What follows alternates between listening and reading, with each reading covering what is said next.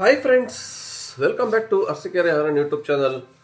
Rapido, Ola, Uber complete ban ಆಗಿದೆ. Temporarily Swiggy, ಝೊಮ್ಯಾಟೋನು ಕೂಡ ban ಮಾಡಿದ್ದಾರೆ. ಇದು ಎಲ್ಲಿ ಬ್ಯಾನ್ ಆಯಿತು, ಯಾಕಾಯಿತು, ಇದರ ಪರಿಣಾಮ ಏನಾಗುತ್ತೆ ನೆಕ್ಸ್ಟ್ ಅನ್ನೋದ್ರ ಬಗ್ಗೆ ಮಾಹಿತಿನ ಸಂಪೂರ್ಣವಾಗಿ ವಿಡಿಯೋದಲ್ಲಿ ತಿಳಿಸ್ಕೊಡ್ತೀನಿ. ವಿಡಿಯೋ ಸ್ಟಾರ್ಟ್ ಮಾಡೋಕ್ಕೆ ಮುಂಚೆ ಯಾರಾದರೂ ಫಸ್ಟ್ ಟೈಮ್ ನಮ್ಮ ಚಾನಲ್ ವಾಚ್ ಮಾಡ್ತಾ ಇದ್ದರೆ ದಯವಿಟ್ಟು ಸಬ್ಸ್ಕ್ರೈಬ್ ಮಾಡಿಕೊಂಡು ವಿಡಿಯೋನ ವಾಚ್ ಮಾಡಿ. ನಿಮಗೋಸ್ಕರ ಹೊಸ ಹೊಸ ಅಪ್ಡೇಟ್ ಪ್ರತಿನಿತ್ಯ ತಿಳಿಸ್ಕೊಡ್ತಾ ಇರ್ತೀವಿ. ಅದಕ್ಕೋಸ್ಕರ ನೀವು ಸಪೋರ್ಟ್ ಮಾಡಿದ್ರೆ ನಮಗೂ ವಿಡಿಯೋ ಮಾಡೋಕ್ಕೆ ಒಂದು ಮೋಟಿವೇಶನ್. ಹಾಗೆ ಲೈಕ್ ಮಾಡೋದು ಪ್ರತಿಯೊಬ್ಬರು ಮರಿಬೇಡಿ. ಈ ವಿಡಿಯೋ ನೋಡ್ತಕ್ಕಂಥ ಎಲ್ಲ ನಮ್ಮ bike taxi Riders, delivery boys share ಮಾಡಿ. ಆದಷ್ಟು ಬನ್ನಿ ಸ್ನೇಹಿತರೆ, ವಿಡಿಯೋನ ಸ್ಟಾರ್ಟ್ ಮಾಡೋಣ. ಈಗ ರ್ಯಾಪಿಡೋ, ಓಲೋ, ಊಬರ್ ಟೆಂಪ್ರವರ್ಲಿ ನಿನ್ನೆ ಕಂಪ್ಲೀಟಾಗಿ ಬ್ಯಾನ್ ಆಗಿದೆ. ಸ್ವಿಗ್ಗಿ, ಝೊಮ್ಯಾಟೊ ಟೆಂಪ್ರವರಿ ಆಗಿದೆ. Rapido, Ola, Uber bike taxi ಸೇವೆನ ಕಂಪ್ಲೀಟಾಗಿ ಸ್ಥಗಿತಗೊಳಿಸಿದ್ದಾರೆ. ಇದು ಎಲ್ಲೂ ಅಲ್ಲ, ನಮ್ಮ ಕರ್ನಾಟಕದ ಪಕ್ಕದಲ್ಲಿರ್ತಕ್ಕಂಥ ತೆಲಂಗಾಣದಲ್ಲಿ ಕಂಪ್ಲೀಟ್ ಬ್ಯಾನ್ ಮಾಡಿದ್ದಾರೆ. ಕೆಲವರು ಅನ್ಬೋದು, ಬಿಡು ಅಲ್ಲಾದ್ರೆ ನಮಗೇನು ಭಯ ಇಲ್ಲ ಬಿಡುಗರು, ನಮಗೆ ಯಾಕೆ ಹೇಳ್ತೀರಾ ಈ ವಿಚಾರನ, ನಮ್ಮಲ್ಲಿ ಕರ್ನಾಟಕದಲ್ಲಿ ರನ್ ಆಗ್ತಾ ಇದೆಯಲ್ಲ ಇಲ್ಲಿ ಅನ್ನಲ್ಲ ಅಂತ ಅಂದ್ಕೋಬೋದು ಕೆಲವರು. ಇದು ಬೇರೆ ದೇಶದಲ್ಲಿ ಏನು ಬ್ಯಾನ್ ಆಗಿಲ್ಲ, ನಮ್ಮ ಕರ್ನಾಟಕದ ಪಕ್ಕದ ರಾಜ್ಯನೇ ಆಗಿರ್ತಕ್ಕಂಥ ಆಂಧ್ರದಲ್ಲಿ ಆಗಿರೋದು. ನಾಳೆ ಇಲ್ಲೂ ಕೂಡ ಎಫೆಕ್ಟ್ ಬಿದ್ದರೂ ಬೀಳ್ಬೋದು, ಹೇಳೋಕ್ಕಾಗಲ್ಲ. ಯಾಕೆಂದರೆ ಇತ್ತೀಚೆಗೆ ನಡೀತಿರ್ತಕ್ಕಂಥ ಆಕ್ಸಿಡೆಂಟ್ಗಳು ಬೈಕ್ ಟ್ಯಾಕ್ಸಿಲಿ ಇದೇ ಮೇನ್ ಕಾರಣ ಬೈಕ್ ಟ್ಯಾಕ್ಸಿನ ಬ್ಯಾನ್ ಮಾಡೋಕ್ಕೆ. ಈ ಥರ ಆಂಧ್ರದಲ್ಲೂ ಕೂಡ ಸುಮಾರು ಆಕ್ಸಿಡೆಂಟ್ಗಳು ಆದವು, ಡೆತ್ ಆದವು, ಮೇಜರ್ ಇಂಜುರಿ ಆಯಿತು. ಇವೆಲ್ಲ ಅಲ್ಲಿ ಕೂಡ ಗಲಾಟೆ ಸುಮಾರು ವರ್ಷಗಳಿಂದ ಆಟೋ ಸಂಘಟನೆ ಆಗಿರ್ಬೋದು, ಕ್ಯಾಬ್ ಸಂಘಟನೆ ಆಗಿರೋದು, ಕೆಲವೊಂದು ಸಂಘಟನೆಗಳು ಬೈಕ್ ಟ್ಯಾಕ್ಸಿ ವಿರುದ್ಧ ಮುಷ್ಕರ ಮಾಡ್ತಾನೆ ಇದ್ರು. ಫೈನಲಿ ಇವಾಗ ಅಲ್ಲಿ ಒಂದು ಸರ್ಕಾರ ಬೈಕ್ ಟ್ಯಾಕ್ಸಿನ ನಮಗೆ ಬೇಡ ಅಂತ ಕಂಪ್ಲೀಟಾಗಿ ಬ್ಯಾನ್ ಮಾಡಿಬಿಡ್ತು. ಯಾಕೆ ಅಂದರೆ ಇದರಲ್ಲಿ ಮಿಸ್ಬಿಹೇವ್ಸ್ ಜಾಸ್ತಿ ಆಗ್ತಾ ಇದೆ, ಆಕ್ಸಿಡೆಂಟ್ಗಳು ಆಗ್ತವೆ, ಸೇಫ್ಟಿ ಇಲ್ಲ, ಇನ್ಸೂರೆನ್ಸ್ ಬರಲ್ಲ. ಇದು ಹಿಂಗಾಗಿ ನಾನಾ ಕಾರಣಗಳು ಹೇಳ್ತಾರೆ, ಟ್ರಾಫಿಕ್ ಸಮಸ್ಯೆ. ಇದೇ ಥರ ಏನು ಕರ್ನಾಟಕದಲ್ಲಿ ಕೊಟ್ಟರಲ್ಲ ರೀಸನ್ಗಳು, ಇದೇ ಥರ ಅಲ್ಲೂ ರೀಸನ್ ಕೊಟ್ಟು ಬೈಕ್ ಟ್ಯಾಕ್ಸಿನ ಬ್ಯಾನ್ ಮಾಡಿಬಿಟ್ಟಿದ್ದಾರೆ. ನಿನ್ನೆ ಅಧಿಕೃತವಾಗಿ ಘೋಷಣೆ ಕೂಡ ಮಾಡಿಬಿಟ್ರು. ಲಕ್ಷಾಂತರ ಜೀವನ ರೈಡರ್ಗಳು ಕತೆ ಏನು, ಇದನ್ನು ನಂಬ್ಕೊಂಡು ಮಾಡ್ತಿದ್ದಂತ ಏಕಾಏಕಿ ಬ್ಯಾನ್ ಆದರೆ ಎಲ್ಲಿ ಹೋಗ್ಬೇಕು ಅವರು?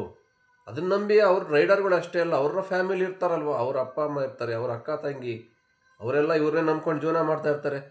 ಸಡನ್ ಅಂತ ಕಂಪ್ನಿ ಬ್ಯಾನ್ ಆಗೋಯ್ತು, ನೆಕ್ಸ್ಟ್ ಏನು ಮಾಡೋದು? ತುಂಬ ಕಷ್ಟ. ಇದು ನಮ್ಮ ಕರ್ನಾಟಕದಲ್ಲಿ ಯಾವಾಗ ಏನಾಗುತ್ತೆ ಹೇಳೋಕ್ಕಾಗಲ್ಲ.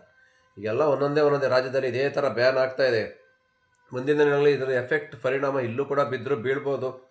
ಇತ್ತೀಚೆಗೆ ಏನು ಒಂದು ತಿಂಗಳಲ್ಲಿ 3 ಆಕ್ಸಿಡೆಂಟು ನೀವು ಕೂಡ ನೋಡಿದ್ರೆ ನಮ್ಮ ಕರ್ನಾಟಕದಲ್ಲಿ ಆಯಿತು. ಬೆಂಗಳೂರಲ್ಲಿ ಒಂದು ಡೆತ್ತು, ಒಂದು ಮೇಜರ್ ಇಂಜುರೀಸು, ಇನ್ನೊಂದು ಏನೋ ಸಣ್ಣ ಪುಟ್ಟ ಆಕ್ಸಿಡೆಂಟ್ 2 ಡೇಸ್ ಬ್ಯಾಕ್ ಏಟಾಯಿತು. ಈ ಥರ ಪದೇ ಪದೇ ಆಗ್ತಾ ಇದ್ರೆ, ವಿಡಿಯೋಗಳು ಬರ್ತಾ ಇದ್ರೆ ಸೋಷಿಯಲ್ ಮೀಡಿಯಾದಲ್ಲಿ, ಬೈಕ್ ಟ್ಯಾಕ್ಸಿಗೆ ಖಂಡಿತ ಎಫೆಕ್ಟ್ ಬಿದ್ದೇ ಬೀಳುತ್ತೆ, ಪ್ರಾಬ್ಲಮ್ ಆಗೇ ಆಗುತ್ತೆ. ಸ್ವಲ್ಪ ಕೇರ್ಫುಲ್ಲಾಗಿ ಡ್ಯೂಟಿ ಮಾಡಿ ನಮ್ಮ ರೈಡರ್ಸ್ಗಳು ಯಾರೇ ಆದ್ರೂ. ಇಲ್ಲಿ ತಪ್ಪು ಬರೀ ರೈಡರ್ಸ್ದೇ ಇದೆ ಅಂತ ನಾವು ಯಾವುದೇ ಕಾರಣಕ್ಕೂ ಹೇಳೋಕ್ಕಾಗಲ್ಲ. ಕಸ್ಟಮರ್ ಕಡೆಯಿಂದನೂ ಅವ್ರು ತಪ್ಪಿದ್ದೇ ಇರುತ್ತೆ. 50% ಅವ್ರ ಕಡೆಯಿಂದ ತಪ್ಪಿದ್ರೆ ಇನ್ನೊಂದು 50% ರೈಡರ್ ಕಡೆಯಿಂದ ತಪ್ಪಿರುತ್ತೆ. ಕೆಲವರು ಡ್ರೈವ್ ಮಾಡೋಕ್ಕೆ ಬರೋಲ್ಲ, ಎಲ್ಬೋರ್ಡ್ಗಳು ಬರ್ತಾರೆ, ಪಾರ್ಟ್ ಟೈಮ್ ಮಾಡಿರ್ತಾರೆ, ಹೆಂಗೆ ಬೇಕಂಗೆ ರ್ಯಾಶ್ ಡ್ರೈವ್ ಮಾಡ್ತಾರೆ. ಇನ್ನು ಕೆಲವರು ಏನೋ ಟೈಮ್ ಪಾಸಿಗೆ ಬರೋರಿರ್ತಾರೆ, ಕೆಲವರು ಈ ಥರ ಬಂದು ಆಕ್ಸಿಡೆಂಟ್ ಮಾಡ್ತಾರೆ. ಇನ್ನೊಂದು ಅರ್ಧ ತಪ್ಪಂದರೆ ಕಸ್ಟಮರ್ಗಳು ಇರುತ್ತೆ, ಅರ್ಜೆಂಟ್ ಹೋಗ್ಬೇಕಂತ ರೈಡರ್ಗಳಿಗೆ ಪ್ರೆಸರ್ ಆಗ್ತಾರೆ, ಬೇಗ ಹೋಗಿ ಫಾಸ್ಟಾಗಿ ಓಡಿಸಿ ಅಂತವ. ಇನ್ನು ಕೆಲವರು ಲೇಡೀಸ್ ಗೊತ್ತಿರಬೇಕು, ಒಂದು ಸೈಡ್ ಕೂತ್ಕೊಂತಾರೆ, ಬ್ಯಾಲೆನ್ಸ್ ಸಿಗಲ್ಲ ರೈಡರ್ಗಳಿಗೆ ಗಾಡಿ ಓಡಿಸೋಕ್ಕೆ. ಈ ಥರ ನಾನಾ ಕಾರಣದಿಂದ ಆಕ್ಸಿಡೆಂಟ್ ಆಗುತ್ತೆ ಹೊರತು ಬೈಕ್ ಟ್ಯಾಕ್ಸಿಲಿ ಯಾರು ಬೇಕಂತ ಯಾವುದೇ ಒಂದು ಇಂಟೆನ್ಷನ್ ಇಟ್ಕೊಂಡು ಆಕ್ಸಿಡೆಂಟ್ ಯಾರೂ ಮಾಡ್ತಾ ಇಲ್ಲ. ಆಗುತ್ತೆ, ಒಂದು ವೆಹಿಕಲ್ ಅಂದಮೇಲೆ ಆಕ್ಸಿಡೆಂಟ್ ಆಗೇ ಆಗ್ತವೆ. ಲಕ್ಷಾಂತರ ವೆಹಿಕಲ್ ಓಡಾಡೋ ಜಾಗದಲ್ಲಿ ಯಾವ್ದಾದ್ರು ಒಂದು ಸಣ್ಣ ಪುಟ್ಟ ಟಚ್ ಇಲ್ಲ, ಸ್ಕಿಡ್ಡ ಬೀಳೋದು ಹಾಗೆ ಆಗುತ್ತೆ. ಅದನ್ನೇ ಒಂದು ಮೇಯ್ನ್ ರೀಸನ್ ಇಟ್ಕೊಂಡು ಒಂದು ಬೈಕ್ ಟ್ಯಾಕ್ಸಿನ ಬ್ಯಾನ್ ಮಾಡಬೇಕು ಅಂದರೆ ಎಷ್ಟರ ಮಟ್ಟಿಗೆ ಸರಿ ಇದು? ಎಲ್ಲ ಥರ ಆ್ಯಂಗಲಲ್ಲಿ ಯೋಚನೆ ಮಾಡಬೇಕು ಅವರ ಸರ್ಕಾರಗಳು. ಬರೀ ಸೇಫ್ ಇಲ್ಲ, ಆಕ್ಸಿಡೆಂಟ್ ಆಗುತ್ತೆ ಅನ್ನಂಗಿದ್ರೆ ಬೈಕ್ ಏನಕ್ಕೆ ಮ್ಯಾನುಫ್ಯಾಕ್ಚರಿಂಗ್ ಮಾಡಿದ್ರು? ನಾವು ಕೇಳೋದು ಒಂದೇ ಕ್ವಶನ್, ಬೈಕೇ ಬ್ಯಾನ್ ಮಾಡಿಬಿಡಿ. ಯಾವೊಂದು ಪರ್ಸ್ನಲ್ ಯೂಸ್ಗೂ ಬೈಕೇ ಬೇಡ, ಟೋಟಲಿ ಬೈಕೇ ಬ್ಯಾನ್ ಮಾಡಿ. ಹಂಗಾರೆ ಎಕ್ಸ್ಪೆಷಲಿ ಬೈಕೇ ಸೇಫ್ಟಿ ಇಲ್ಲ, ಇದರಲ್ಲಿ ಇನ್ಸೂರೆನ್ಸ್ ಬರಲ್ಲ, ಇದು ಜನಗಳಿಗೆ ತೊಂದರೆ, ಇದರಿಂದ ಸೇಫ್ಟಿನೇ ಇಲ್ಲ, ಡೆತ್ ಆಗುತ್ತೆ, ಆಕ್ಸಿಡೆಂಟ್ ಜಾಸ್ತಿ ಆಗ್ತಂದರೆ ಬೈಕೇ ಬ್ಯಾಡವಲ್ಲ. ಹಂಗಾದ್ರೆ ಎಲ್ಲರೂ ಆಟೋ, ಕ್ಯಾಬ್, ಬಸ್ಸು, ಮೆಟ್ರೋ ಇವೇ ಯೂಸ್ ಮಾಡ್ಕೊತಾರೆ. ಬೈಕ್ ಏನಕ್ಕೆ ರೆಡಿ ಮಾಡಿದ್ರೆ ಹಂಗಾರೆ ಅಲ್ವಾ? ಇವ್ರಿಗೆ ಆದಾಯನೂ ಬೇಕು, ಆ ಬೈಕ್ ರೆಡಿ ಮಾಡೋಕ್ಕೆ ಅದರಿಂದ ಬರ್ತಕ್ಕಂಥ ಇನ್ಕಮ್ ಮಾತ್ರ ತಗೋಬೇಕು, ಬಟ್ ಅದರಲ್ಲಿ ಡ್ಯೂಟಿ ಮಾಡೋಂಗತ್ರ ಇಲ್ವಂತೆ. ಎಷ್ಟರ ಮಟ್ಟಿಗೆ ಇವರೆಲ್ಲ ನ್ಯಾಯ ಯಾವ ಥರ ಹೇಳ್ತಾರೆ ಅಂತಲೇ ಅರ್ಥ ಆಗ್ತಾಯಿಲ್ಲ ನಿಜವಾಗ್ಲೂ. ಏನೇ ಹೇಳಿ ಬೈಕ್ ಟ್ಯಾಕ್ಸಿ ಬ್ಯಾನ್ ಆಗೋದ್ರಿಂದ ತುಂಬ ತೊಂದರೆ ಆಗುತ್ತೆ.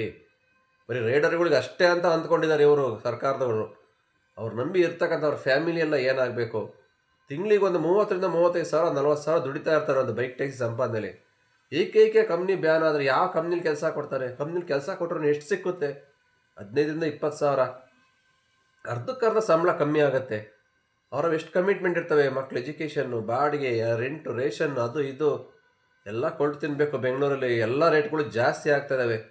ಇಂಥ ಟೈಮಲ್ಲಿ ಇವರು ಒಂದೊಂದೇ ಈ ಥರ ಪ್ರಾಬ್ಲಮ್ ಮಾಡ್ಕೊಂಬಂದ್ರೆ ಹಿಂಗೆ? ಕೆಲಸ ಕೊಡೋಕ್ಕಂತೂ ಆಗಲ್ಲ ಇವ್ರ ಕೈಲಿ, ಗೌರ್ಮೆಂಟ್ ಕೈಲಿ. ಯಾವುದೋ ಒಂದು ಕಂಪ್ನಿಗಳು ಅಷ್ಟು ಲಕ್ಷಾಂತರ ಜನ ಕೆಲಸ ಕೊಟ್ಟಿದೆ, ಅದಕ್ಕೊಂದು ಅಪ್ರಿಷಿಯೇಟ್ ಮಾಡಬೇಕು, ಒಂದು ಎಂಕರೇಜ್ ಮಾಡಿ ಸಪೋರ್ಟ್ ಮಾಡಬೇಕು ಅದಕ್ಕೆ. ಈ ಥರ ಆಗ್ತಾಯಿದೆ ಪ್ರಾಬ್ಲಮ್, ನಿಮ್ಮ ಕಡೆ ಸರಿಪಡಿಸ್ಕೊಳ್ಳಿ, ಇಲ್ಲ ಏನಾರು ಅದಕ್ಕೊಂದು ಆಲ್ಟರ್ನೇಟ್ ವ್ಯವಸ್ಥೆ ಮಾಡಿ ಅಂತ ಅವ್ರಿಗೊಂದು ಸಪೋರ್ಟಾಗಿ ನಿಂತ್ಕೋಬೇಕು. ಅದು ಬಿಟ್ಬಿಟ್ಟು ನಿಮ್ಮ ಕಂಪ್ನಿ ಬೇಡ ನಮಗೆ, ನಿಮ್ಮ ಕಂಪ್ನಿಯಿಂದ ಆಕ್ಸಿಡೆಂಟ್ ಆಗ್ತಾಯಿದೆ, ಪಬ್ಲಿಕ್ಸ್ ಎಲ್ಲ ಸಾಯ್ತಿದ್ದಾರೆ, ಏಕಾಏಕಿ ನಿಮ್ಮ ಕಂಪ್ನಿ ಬ್ಯಾನ್ ಮಾಡ್ತೀವಿ ಅಂದರೆ ಹೆಂಗೆ ಹೇಳಿ? ಇವತ್ತು ಎಷ್ಟೋ ಲಕ್ಷಾಂತರ ರೈಡ್ಗಳು ನಡೆಯುತ್ತೆ ಬೆಂಗಳೂರಲ್ಲಿ, ಅದರಲ್ಲಿ ಎಲ್ಲ ಸಣ್ಣ ಪುಟ್ಟ ಒಂದೊಂದು ಆಗ್ತವೆ ಇಂಜುರಿ. ಯಾವ ವೆಹಿಕಲಲ್ಲಿ ಆಕ್ಸಿಡೆಂಟ್ ಆಗಲ್ಲ? ಆಕ್ಸಿಡೆಂಟ್ ಆಯಿತು ಅಂದ ತಕ್ಷಣ ಕಂಪ್ನಿನೇ ಬ್ಯಾನ್ ಮಾಡೋಕ್ಕಾಗತ್ತಾ? ಅದು ಸೇಫ್ ಇಲ್ಲ ಅಂತ ಹೇಳೋಕ್ಕಾಗತ್ತಾ? ಇವತ್ತು ಎಷ್ಟೋ ಜನ ಪರ್ಸ್ನಲ್ ವೆಹಿಕಲ್ ಟೂ ವೀಲರಲ್ಲಿ ಹೋಗೋರು ಸಾಯ್ತಾರೆ, ಆಕ್ಸಿಡೆಂಟ್ ಆಗಿಗಳು ಲೆಕ್ಕನೇ ಇಲ್ಲ. ಅವರೆಲ್ಲ ಬೈಕ್ ಟ್ಯಾಕ್ಸಿಲೇ ಹೋಗಿ ಸಾಯ್ತಿದ್ದಾರಾ? ಇಲ್ಲ, ಎಷ್ಟೋ ಜನ ಸ್ವಂತ ವೆಹಿಕಲ್ ಅವರೆಲ್ಲೋ ಮತ್ತೊಂದು ಮಗನೊಂದು ಕಡೆ ಹೋಗ್ತಾ ಇರೋರು ಆಕ್ಸಿಡೆಂಟ್ ಆಗಿ ಸಾಯ್ತಾರೆ. ಬ್ಯಾನ್ ಮಾಡಿ ಹಂಗಾರೆ, ಬೈಕ್ಗಳೇ ಬೇಡ, ಬ್ಯಾನ್ ಮಾಡಿ ಹಂಗಾರೆ. ಅದನ್ನು ಮಾತ್ರ ಮಾಡೋಕ್ಕೆ ಯಾರ ಕೈಲೂ ಆಗಲ್ಲ. ಎಲ್ಲೋದ್ರೂ ರಾಜಕೀಯ ಎಲ್ಲದರಲ್ಲೂ ರಾಜಕೀಯ ಮಾಡ್ತಾಯಿದ್ದಾರೆ. ಎಲ್ಲೋ ಒಂದು ಕಡೆ ನ್ಯಾಯವಾಗಿ ದುಡ್ಕೊಂಡು ತಿಂತಿದ್ದಾರೆ, ನೆಮ್ಮದಿಯಾಗಿದ್ದಾರೆ ಅಂದರೆ ಬಿಡತ್ತಾನೆ ಇಲ್ಲ ಯಾರು ಕೂಡ. ಒಂದಲ್ಲ ಒಂದು ಕಿರಿಕ್ ಇದ್ದೇ ಇರುತ್ತೆ ಪ್ರತಿನಿತ್ಯ. ಇವತ್ತಿಂದಲ್ಲ 10 ವರ್ಷದಿಂದ ಬೈಕ್ ಟ್ಯಾಕ್ಸ್ಗೆ ತೊಂದರೆ ಕೊಡ್ತಾನೆ ಇದ್ದಾರೆ, ನೆಮ್ಮದಿಯಾಗಿ ಕೆಲಸ ಮಾಡೋಕೆ ಆಗ್ತಾನೆ ಇಲ್ಲ ಯಾವ ರೈಡರ್ಗಳು ಕೈಲಿ. ಪ್ರತಿನಿತ್ಯ ಏನಾದ್ರು ಒಂದು ಹೊಸ ರಾಮಾಯಣಗಳು ಮಾಡ್ತಾನೆ ಇರ್ತಾರೆ. ಮೊನ್ನೆ ಮಹಾರಾಷ್ಟ್ರದಲ್ಲಿ ಬ್ಯಾನ್ ಆಯಿತು, ಈಗ ಮತ್ತೆ ಮಹಾರಾಷ್ಟ್ರದಲ್ಲಿ ಆಗಸ್ಟ್ 1ರಿಂದ ಕೆಲವೊಂದು ರೂಲ್ಸ್ ಆ್ಯಂಡ್ ರೆಗ್ಯುಲೇಷನ್ ಹಾಕ್ಬಿಟ್ಟು ಬೈಕ್ ಟ್ಯಾಕ್ಸ್ಗೆ ಪರ್ಮಿಷನ್ ಕೊಟ್ಟಿದ್ದಾರೆ. ಅದು ಏನು ಬೈಕು, ಎಷ್ಟು ಜನಕ್ಕೆ ಹೆಂಗೆ ಮಾಡಬೇಕು, ಏನು ಇರ್ತದೆ ನೆಕ್ಸ್ಟ್ ವಿಡಿಯೋದಲ್ಲಿ ಅದರ ಬಗ್ಗೆ ಮಾಹಿತಿ ತಿಳಿಸ್ಕೊಡ್ತೀನಿ.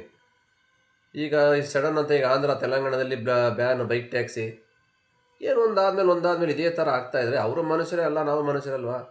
ಆಲ್ರೆಡಿ ಆಂಧ್ರ TN ಗಾಡಿಗಳು ಬಂದು ಕರ್ನಾಟಕದಲ್ಲಿ ಬೇಜಾನ್ ನೋಡ್ತಿದ್ದೆ ಬೆಂಗಳೂರಲ್ಲಿ, ಲೆಕ್ಕ ಇಲ್ಲ. ಇವಾಗಲೇ 50% ನಮ್ಮ ಕರ್ನಾಟಕದ ರೈಡರ್ ಬೈಕ್ ಟ್ಯಾಕ್ಸಿ ಮಾಡ್ತಾಯಿದ್ರೆ ಇನ್ನು 50% ಜನ ಹೊರಗಿನವರೇ ಇದ್ದಾರೆ ಬರೀ. ಇನ್ನು ಅಲ್ಲಿ ಬೈಕ್ ಟ್ಯಾಕ್ಸಿ ಬ್ಯಾನ್ ಆದರೆ ಬರ್ತಾರೆ ಎಲ್ಲ ವಾಪಸ್ ಕರ್ನಾಟಕಕ್ಕೆ ಎತ್ಕೊಂಡು ಬೈಕ್ಗಳು. ಇಲ್ಲಿರೋರಿಗೆ ಕೆಲಸ ಇಲ್ಲ, ಸಾಯ್ತಾವ್ರು ಇವಾಗಲೇ ರೈಡರ್ಗಳು. ಆರ್ಡ್ರ್ ಇಲ್ಲ, ಅರ್ನಿಂಗ್ಸ್ ಆಗ್ತಾಯಿಲ್ಲ, ಸಂಪಾದನೆ ಇಲ್ಲ ಅಂತ. ಅದರಲ್ಲಿ ಅಲ್ಲಿ ಬೇರೆ ಬ್ಯಾನ್ ಆಯಿತು, ಅಲ್ಲಿಂದ ಇಲ್ಲಿಗೆ ಬಂದು ಮತ್ತೆ ಅವರೆಲ್ಲ ಡ್ಯೂಟಿ ಮಾಡಿದ್ರೆ ಹೆಂಗೆ? ನಿಮ್ಗೆ ಗೊತ್ತೀಗ ರ್ಯಾಪಿಡ್ದನ್ನು ಎಲ್ಲ ಕೊಟ್ಬಿಟ್ಟಿದ್ದಾನೆ, ಎಲ್ಲರೂ ಹೋಗಿ ಡ್ಯೂಟಿ ಆನ್ ಮಾಡ್ಬೋದು. ಆಲ್ ಓವರ್ ಇಂಡಿಯಾದಲ್ಲಿ ನೀವೆಲ್ಲರೂ ಒಂದೇ ಆ್ಯಪ್, ಒಂದು ರಿಜಿಸ್ಟ್ರೇಷನ್ ಅದು ಎಲ್ಲರೂ ಹೋಗಿ ಆನ್ ಮಾಡಿ, ಡ್ಯೂಟಿ ಆನ್ ಆಗುತ್ತೆ. ಈಗ ಆಂಧ್ರದಲ್ಲಿ ಬ್ಯಾನ್ ಆಯಿತಾ, ಅಲ್ಲೇ ಇಲ್ಲಿ ಬಂದು ಬೆಂಗಳೂರಲ್ಲಿ ಆನ್ ಮಾಡ್ಕೊಂಡು ಡ್ಯೂಟಿ ಮಾಡ್ತಾರೆ, ಆರಾಮಾಗಿ ಆಗ್ಬಿಡುತ್ತೆ, ಆನ್ ಆಗುತ್ತೆ. ಇದು ಫಸ್ಟ್ ಯೋಚನೆ ಮಾಡಬೇಕು ಸರ್ಕಾರಗಳು. ನಾವು ಇಲ್ಲಿ ಬ್ಯಾನ್ ಮಾಡಿದ್ರೆ ಇಲ್ಲಿರ್ತಕ್ಕಂಥ ಇಷ್ಟು ಜನ ಬೇರೆ ಕಡೆ ಹೋಗ್ತಾರೆ ಕೆಲಸಕ್ಕೆ, ಅಲ್ಲಿ ಅವ್ರಿಗೆ ತೊಂದರೆ ಆಗುತ್ತೆ.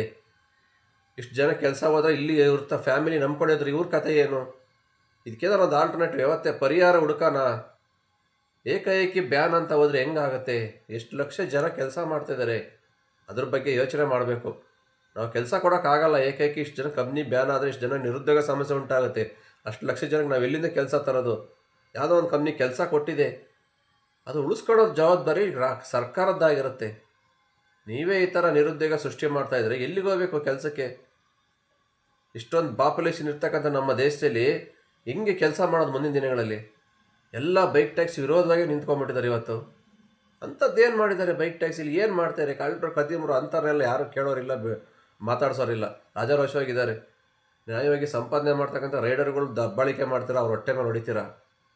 ಇಲ್ಲಿವರೆಗೂ ಹೋಗುತ್ತೆ, ಇದು ಎಲ್ಲಿಗೆ ಹೋಗಿ ಮುಟ್ಟುತ್ತೆ ಅಂತ ಗೊತ್ತಿಲ್ಲ. ಮುಂದಿನ ದಿನದಲ್ಲಿ ಒಟ್ಟಿನಲ್ಲಿ ರಾಜ್ಯ ಸರ್ಕಾರ ನಮ್ಮ ಕರ್ನಾಟಕದಲ್ಲಿ ಏನು ಮಾಡುತ್ತೆ ಅಂತಲೂ ಗೊತ್ತಿಲ್ಲ. ಬೈಕ್ ಟ್ಯಾಕ್ಸಿಗೆ ಆಲ್ರೆಡಿ ಬೇಡ ಅಂತ ಹೇಳಿದ್ದಾರೆ. ಏನೋ ಸುಪ್ರೀಂ ಕೋರ್ಟಲ್ಲಿ ಕೇಸ್ ಇರೋದ್ರಿಂದ ಸ್ವಲ್ಪ ಸೈಲೆಂಟ್ ಆಗಿದ್ದಾರೆ.